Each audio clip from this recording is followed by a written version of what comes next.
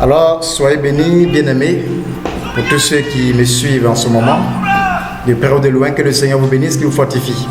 Alors, je reviens toujours sur le thème que j'avais commencé, ça fait 2 semaines de cela, et j'ai dit que j'allais traiter ça sur 4 points, et je suis sur le 3e point aujourd'hui. Alors, 2 Chroniques, le chapitre 7, verset 14, qui dit: si mon peuple, ce qui est invoqué mon nom, s'humilie, prie et cherche ma face, et se détourne de ses mauvaises voies, je l'exaucerai des cieux. Alors, j'ai déjà donné l'enseignement sur l'humilité et sur la prière. Alors, aujourd'hui, je vais développer le thème chercher la face de l'Éternel Dieu. C'est quoi chercher la face de l'Éternel Dieu? Et comment un homme peut-il chercher la face de Dieu? Alors que Dieu a répondu à Abraham pour dire que nul ne peut le voir, lui Dieu sa face et vivre. C'est pour cette raison que Moïse a demandé à voir Dieu. Mais il lui a dit de se positionner sur ce côté. Et lorsqu'il va faire passer sa gloire, il verra sa gloire. Mais personne ne peut voir le Dieu et vivre. Moïse a vu la gloire de Dieu, mais non pas la face du Seigneur.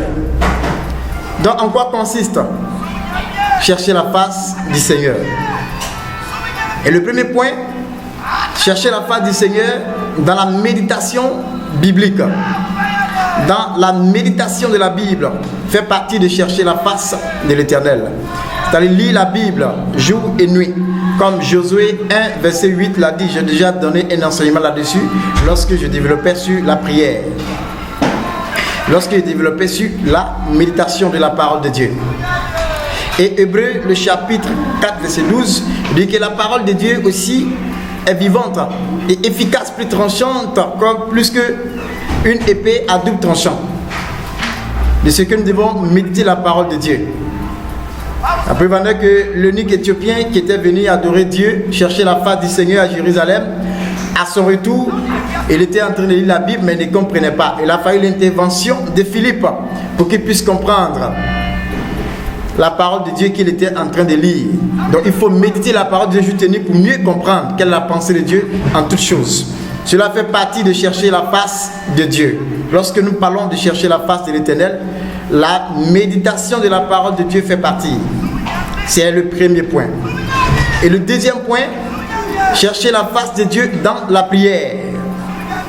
Alors la Bible nous recommande dans Matthieu 26, verset 41, veillez et priez. Veillez et priez. Car l'esprit est bien disposé, mais la chair est faible, pour ne pas que nous tombions dans la tentation. Parce que l'ennemi lui cherche, il rôde, il cherche qui dévorer.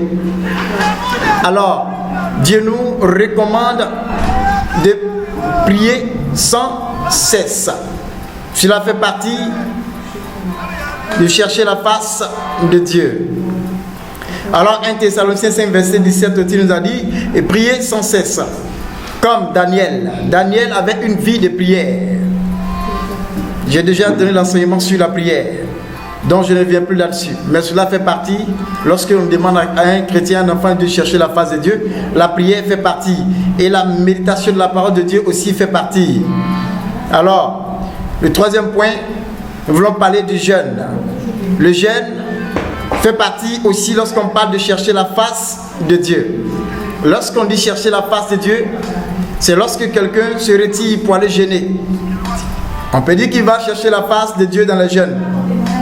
Ésaïe 58, le verset 6 à 14 parle du jeûne. Le jeûne auquel Dieu prend plaisir. Dieu prend plaisir au jeûne. Donc le chrétien doit se donner à jeûner au moins une seule fois dans la semaine. Il faut prendre le temps de jeûner pour chercher la face du Seigneur. C'est aussi très important. Alors la Bible dit en Matthieu le chapitre 17 verset 21, il dit mais cette sorte de démon ne sort que par la prière et par le jeûne. Ça veut dire lorsque tu serais en train de jeûner et que tu es en train de prier aussi, il y a des démons qui ne peuvent pas supporter, ils vont partir. C'est-à-dire que tu peux s'auto-délivrer lorsque tu serais en train de chercher la face dans le jeûne et dans la prière. Alors Moïse, le prophète, le grand prophète Moïse, a jeûné 40 jours. Et Jésus aussi a jeûné 40 jours et nuits, en train de chercher la face de l'Éternel. Et Moïse a jeûné 40 jours et 40 nuits, en train de chercher la face du Seigneur. Et je voulais revenir encore sur ce jeûne pour parler du jeûne d'Esther. Le jeûne d'Esther, qui est le jeûne que l'on pouvait intituler le jeûne à sec, c'est-à-dire 3 jours et 3 nuits, sans boire, sans manger. Le jeûne d'Esther à sec, c'est aussi important pour un enfant de Dieu. Alors que ce peuple juif devait être exterminé par les manigances de Haman. Donc il a fallu que la servante de l'Éternel, Esther, décrète ce temps de jeûne pour son peuple. Il dit que ce jour est décrété, ces 3 jours, que personne ne doit manger ni boire. 3 jours de jeûne sec pour son peuple. Et le décret royal qui était de ce qu'on devait exterminer ce peuple juif, à cause de ce jeûne d'Esther et de son peuple, le décret a été changé en leur faveur. De ce que lorsqu'un chrétien jeûne, il devient efficace. Cela fait partie de chercher la face du Seigneur. Alors, ce Haman avait comploté contre, Mardochée. Donc là, Mardochée devait être pendu. Mais à cause de ce jeûne, finalement, c'est Haman qui a été pendu. Lui et sa suite. Ça veut dire que lorsque tu es en train de chercher la face du Seigneur dans le jeûne et prière, Dieu se manifeste d'une façon ou d'une autre en ta faveur. C'est-à-dire, il combat pour toi. Et le jeûne incline le cœur du roi. Alors, donnons-nous à jeûner en tant qu'enfant de Dieu. Et même Daniel, quand tu prends Daniel 10, Daniel aussi a jeûné 21 jours.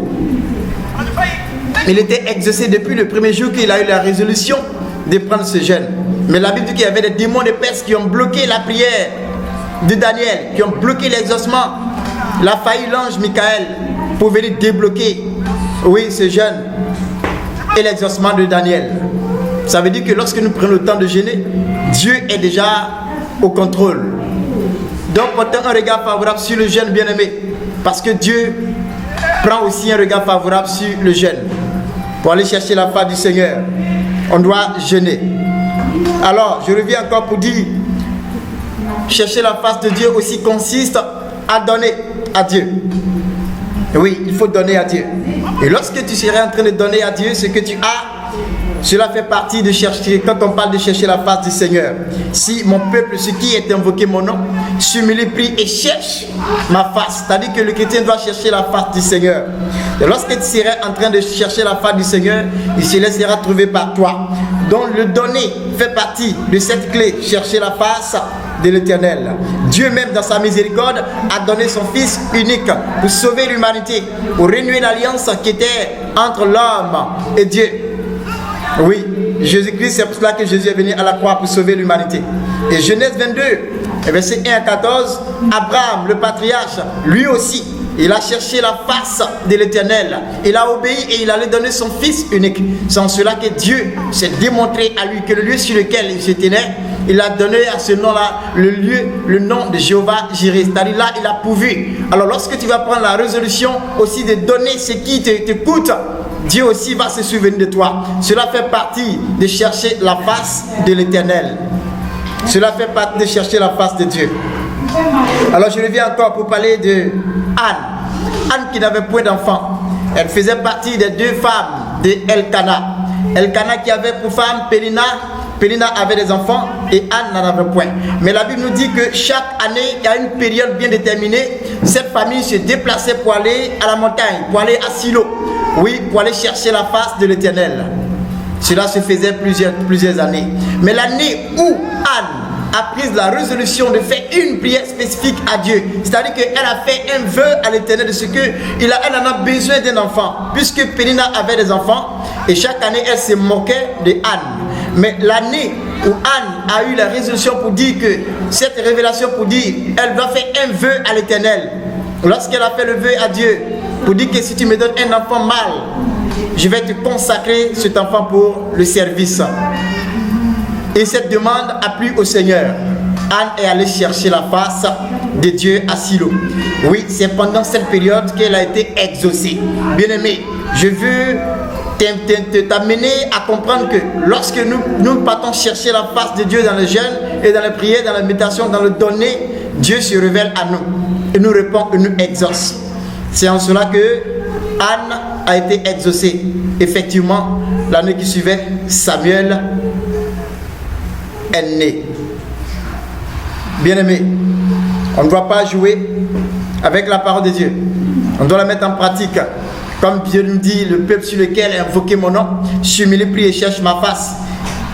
Et s'il se détourne de ses mauvaises voies, il va nous exaucer depuis les cieux. Donc je suis sur le point de chercher la face de l'Éternel. Oui, dans le donner, dans les vœux, puisque Anne a fait un vœu à Dieu, c'est là qu'elle a été exaucée. Donc, ça fait partie de chercher la face de l'Éternel. Voyez aussi que lorsque le père de Saül a perdu ses ânesses, il était question que ce jeune homme aille chercher les ânesses de son père, alors que Dieu avait un plan derrière cette affaire. Lorsqu'il a recherché et n'a pas trouvé les ânesses, il est revenu qu'il doit aller voir le prophète Samuel. De ce que cet homme de Dieu, toutefois qu'on aille le voir, il va nous montrer où se trouvent les ânesses. Il y avait un plan de Dieu derrière. Mais ils ne sont pas partis les mains ballantes. Ils se sont dit, lorsqu'on va arriver chez l'homme de Dieu, qu'est-ce qu'on va lui offrir? Alors le serviteur de Saül dit qu'il avait un cycle d'argent sur lui. Et lorsqu'ils vont arriver, ils vont offrir à l'homme de Dieu. Effectivement, c'est ce qui s'est passé. Et lorsqu'ils sont arrivés, ils ont offert ça à l'homme de Dieu. Et le prophète Samuel leur a dit que c'est pourquoi vous êtes arrivés ici. Les ânesses que vous cherchez sont déjà retrouvées. Alors, c'est là que Samuel va dire à Saül ce qu'il fallait, de ce que Dieu l'a choisi pour régner sur Israël, ce peuple-là. Donc, ils ont donné à l'homme de Dieu le cycle d'argent qui leur restait. Alors, chercher la face de Dieu consiste à faire quoi? Chercher la face de Dieu consiste à méditer la parole de Dieu et consiste aussi à prier en tout temps, en tout lieu, ne pas se relâcher. Chercher la face de Dieu consiste aussi à jeûner jour et nuit. Chercher la face du Seigneur consiste aussi à donner à Dieu. Voici le point sur lequel je vais le développer. De ce que là où Dieu nous demande de chercher sa face, cela consiste à donner, cela consiste à méditer la parole de Dieu, cela consiste à prier sans cesse, cela aussi consiste à jeûner. De ce que les jeunes changent de situation. Alors, je ne voulais pas être long, je voudrais m'arrêter là pour dire que vraiment obéissons à la voix du Seigneur. Et si nous obéissons à la voix du Seigneur, nous verrons coûte que coûte la face de Dieu se manifester à notre égard. Alors, que le Seigneur nous bénisse.